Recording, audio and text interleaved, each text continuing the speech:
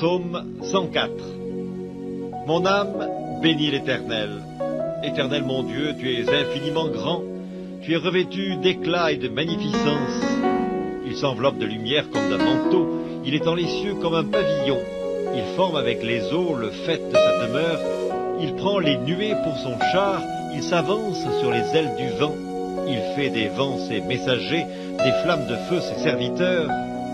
Il a établi la terre sur ses fondements, elle ne sera jamais ébranlée. Tu l'avais couverte de l'abîme comme d'un vêtement, les eaux s'arrêtaient sur les montagnes. Elles ont fui devant ta menace, elles se sont précipitées à la voix de ton tonnerre. Des montagnes se sont élevées, des vallées se sont abaissées au lieu que tu leur avais fixé.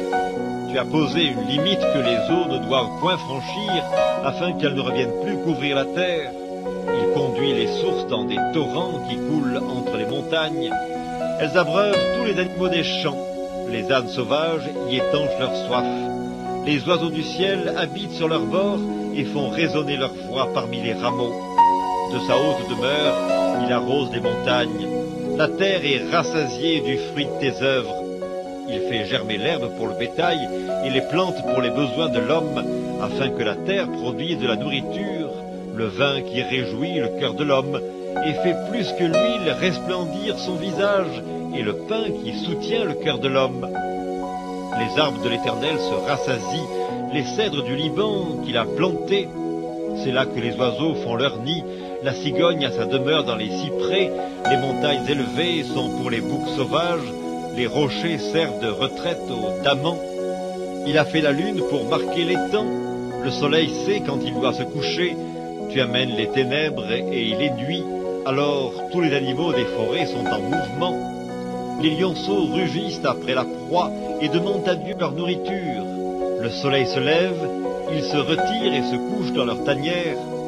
L'homme sort pour se rendre à son ouvrage et à son travail jusqu'au soir. Que tes œuvres sont en grand nombre, ô Éternel, tu les as toutes faites avec sagesse. La terre est remplie de tes biens. Voici la grande et vaste mer, là se meuvent sans nombre des animaux petits et grands, là se promènent les navires et ce léviathan que tu as formé pour se jouer dans les flots. Tous ces animaux espèrent en toi pour que tu leur donnes la nourriture en son temps. Tu la leur donnes et ils la recueillent, tu ouvres ta main et ils se rassasient de bien. Tu caches ta face, ils sont tremblants, tu leur retires le souffle, ils expirent et retournent dans leur poussière.